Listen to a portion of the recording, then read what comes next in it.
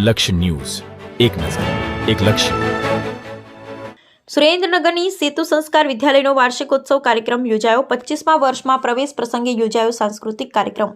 સંસ્થા દ્વારા વિદ્યાર્થીઓની આંતરિક શક્તિને સર્જનાત્મક સ્વરૂપે બહાર લાવવાનો પ્રયાસ.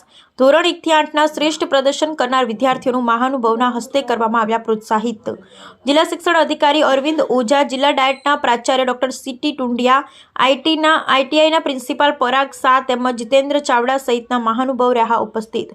સુરેન્દ્રનગર દીનદયાળ હોલ ખાતે સેતુ સંસ્કાર વિદ્યાલયના 25મા વર્ષમાં મંગલ પ્રવેશ નિમિત્તે વાર્ષિકોત્સવ કાર્યક્રમનું આયોજન કરવામાં આવ્યું હતું, જેમાં જિલ્લા શિક્ષણ અધિકારી અરવિંદભાઈ ઓઝા, જિલ્લા ડાયટના પ્રાચાર્ય ડોક્ટર સીટી ટુંડિયા, જિલ્લા આઈટીઆઈના પ્રિન્સિપાલ પરાગ શાહ, જીતેન્દ્ર ચાવડા સહિતના મહાનુભાવો ઉપસ્થિત રહ્યા હતા.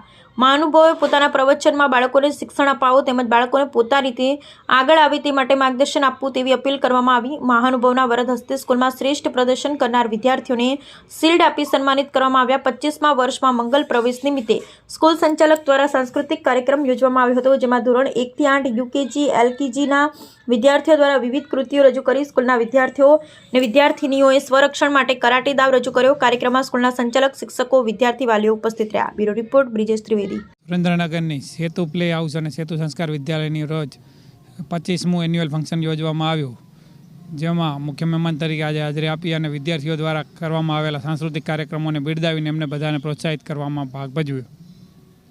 મારું નામ સેતુભાઈ ગોસ્વામી છે.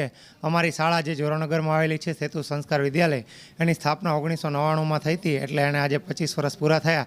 એની રજત જયંતિ ઉત્સવ નિમિત્તે અમે વાર્ષિકોત્સવ રાખેલો. એમાં ધોરણ 1 થી 8ના લગભગ 350થી વધુ વિદ્યાર્થીઓએ ભાગ લીધો હતો અને એમાં એ તમામને ઇનામ આપી અને આજે પ્રોત્સાહિત કરવામાં આવ્યા.